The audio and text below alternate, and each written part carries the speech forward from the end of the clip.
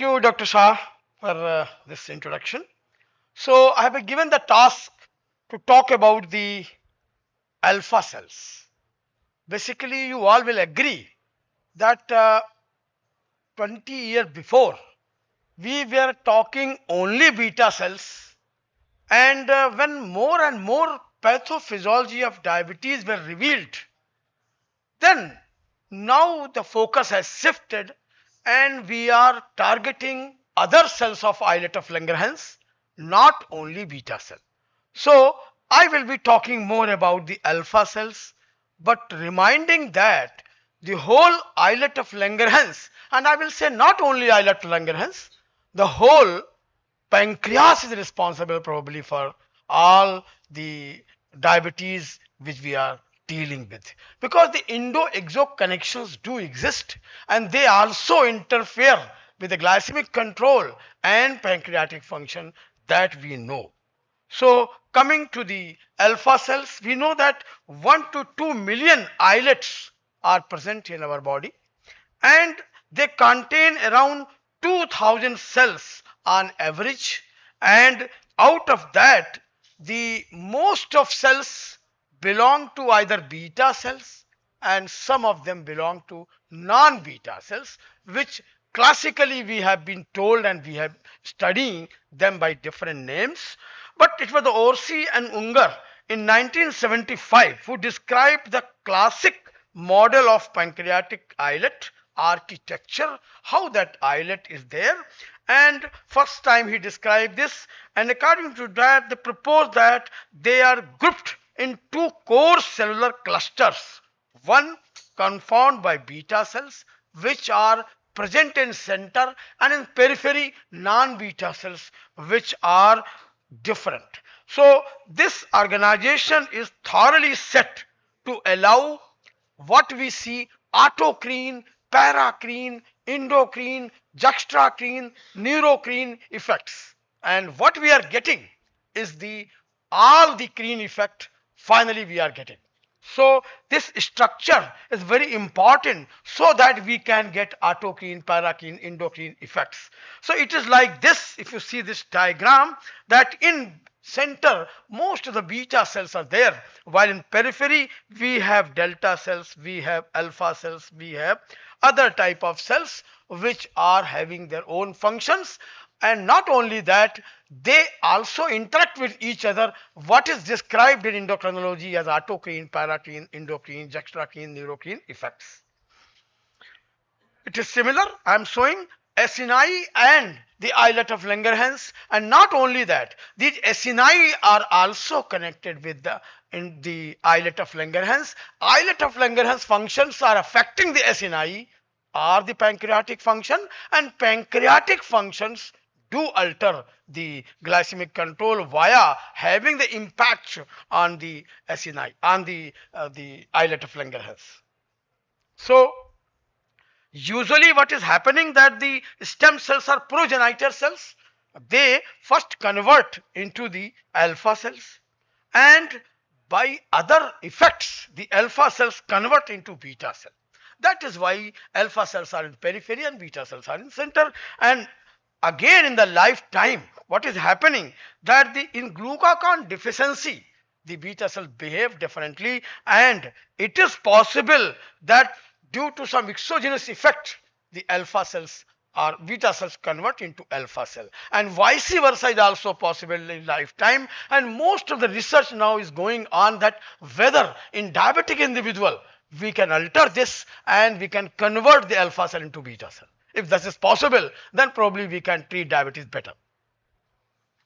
So normally we know that the metabolic dysfunction or metabolic disharmony, I will say, that creates a lot of beta cell destruction or beta cell dysfunction, that leads to the diet, and that may be because of diet or maybe because of obesity and so many other factors which we can call as pathophysiology of type 2 diabetes, that has gone from ominous octet to sweet 16, and so many other pathophysiologies are in waiting, and that also creates decreased gut GLP-1 secretion, and that has impact on the beta cells and alpha cells differently, and by that we see that the alpha cell proliferation increases and the GLP-1 secretion also changes. So that will have an impact on the beta cell function and alpha cell function both, and that is the therapeutic target we are aiming for,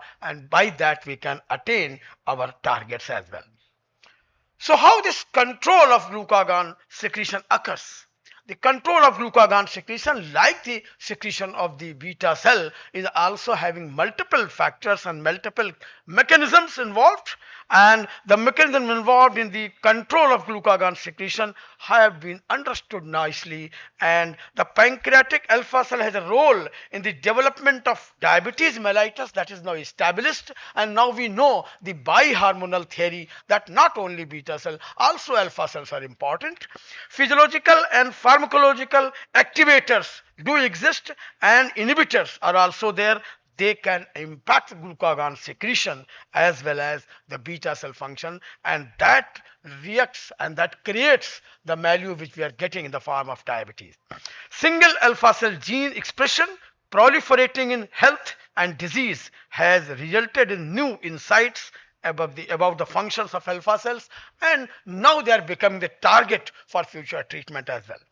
Advances in understanding of alpha cell to beta cell change, which I talked about, reprogramming, and could lead to a new therapeutic strategies and targets by getting more and more molecules which are centrally having impact on the alpha cell as well. So we know that alpha cells are having their function altered by so many mechanisms, like it can be again because of the acetylcholine, ghrelin, or it can be by GIP, by K cell production, or it can be GLP-2, GLP-1, which are produced by L cells in the intestine, and the GLP-1 will have indirect impact via acting by beta cell, and this will also have the action created by that on the insulin, and finally the interleukin 6 inflammatory marker do have alteration and can alter the function of alpha cell. So alpha cell functions are controlled by so many methods, not only the beta cell or apocrine method or the paracrine. But basically the secretion of the alpha cell, how it secretes glucagon, is basically governed by few mechanisms which are again depending upon sodium channels rather than directly on the calcium channels.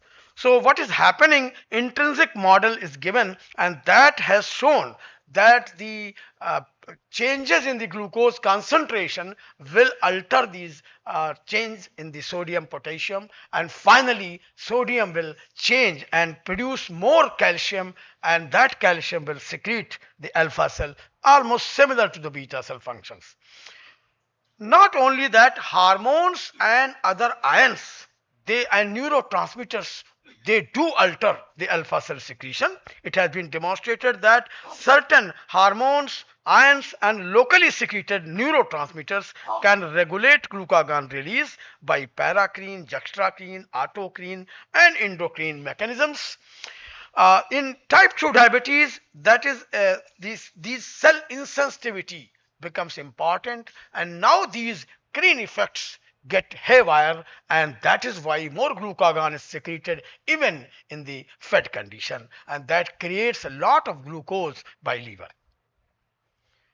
Inhibition by beta cell, we know all beta cell products, not only insulin, all beta cell products inhibit glucagon secretion during the post pancreas, post fed condition, but that is the ideal condition. In diabetes, that inhibition goes haywire, not only by the insulin, also by the amylin. In India, we do not talk much about amylin because we do not have the molecule here. When the molecule will come to India, we'll talk more about amylin, because amylin is more important hormone which regulates the beta cell and alpha cell functions by the paracrine effect and even autocrine effect.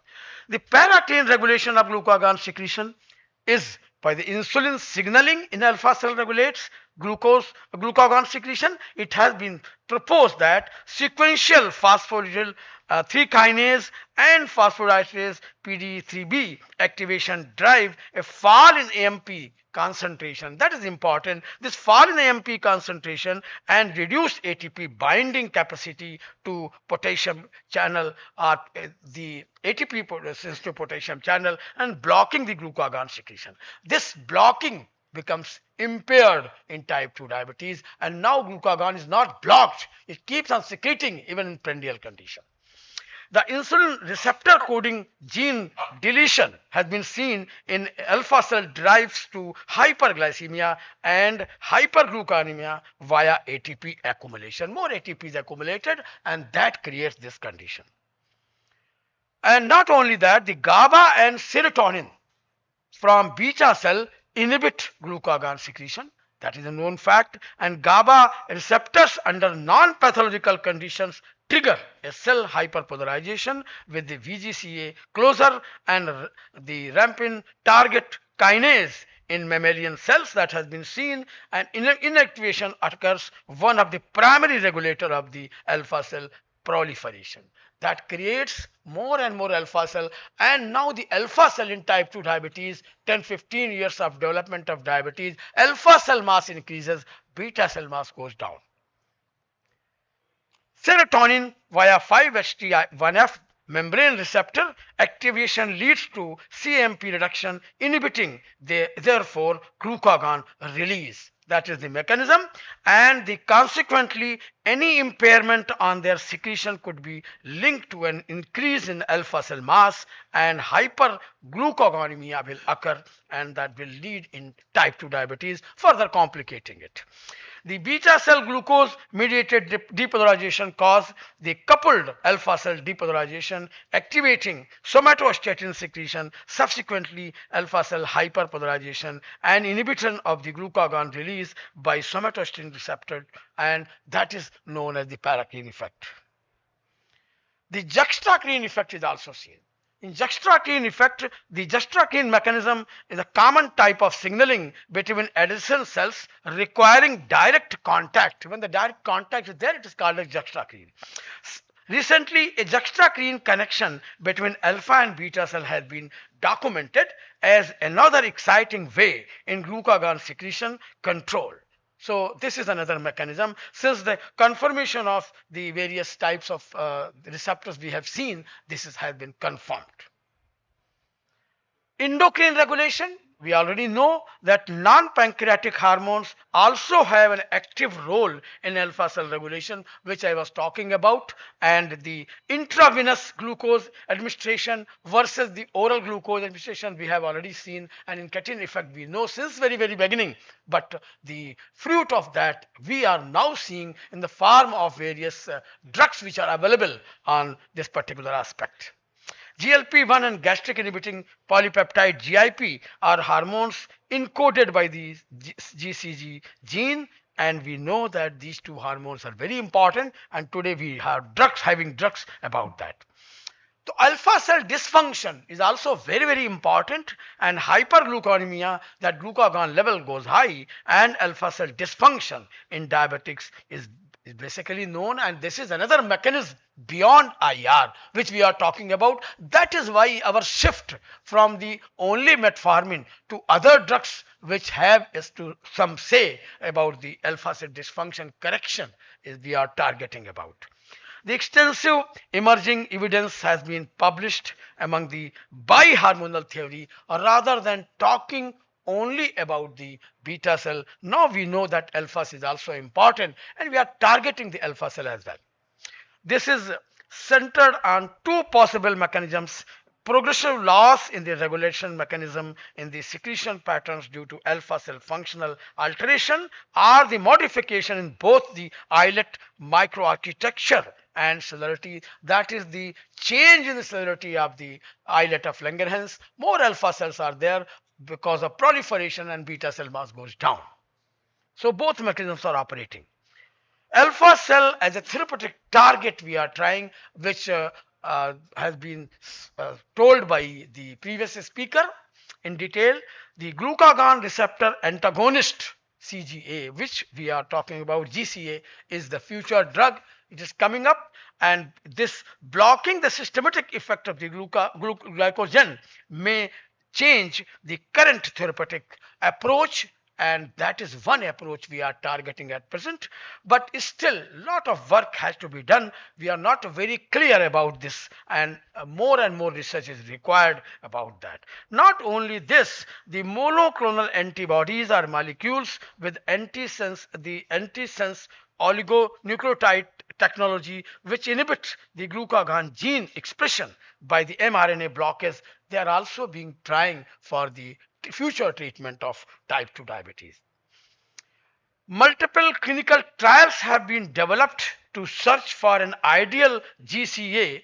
Unfortunately, this has not been very successful till still, and we are still getting more and more information regarding it. Besides their glycemic control effectiveness, some of them were discontinued due to significant side effects. That is one problem we are facing at present in this particular drug. However, newer GCA drugs have demonstrated an improved safety profile with a promising outcomes, but still third phase trials are going on. More time is required when we'll see these molecules into the market. Exhaustive comprehension of glucagon physiology and its regulation pathway is critical, and that will give rise to more and more drugs. GCA looks like a promising therapeutic option in the coming times. The effect of GLP-1 and DP4 we know very well. And glutamate is another molecule. Glutamate, it is co-released with the glucagon by the alpha cell and acts through the inotropic glutamate receptors as a positive feedback signaling. That is again very important, but its dual action has been shown. That is why we are not still able to target the glutamate for the correction of the hyperglycemia. But this is another target we are waiting for. Glutamate is also produced by the beta cells, and again it has a regulatory effect on the alpha and beta cell both. So you can see this, that the glucagon and the secretion by alpha cell and the beta cell secretion and their impact on the beta cell and beta cell impact on alpha cell changes in the type 2 diabetes in comparison to healthy condition. That is important. Hyperglucagonemia and cell defect has also been studied, that how the high level of glucagon is impacting both alpha and beta cell function. And finally, I will summarize this talk by saying that the islet importance beyond beta cell, whole islet of Langerhans is important. Not only beta cell, we have to think about the other secretions of beta cell and alpha cell as well.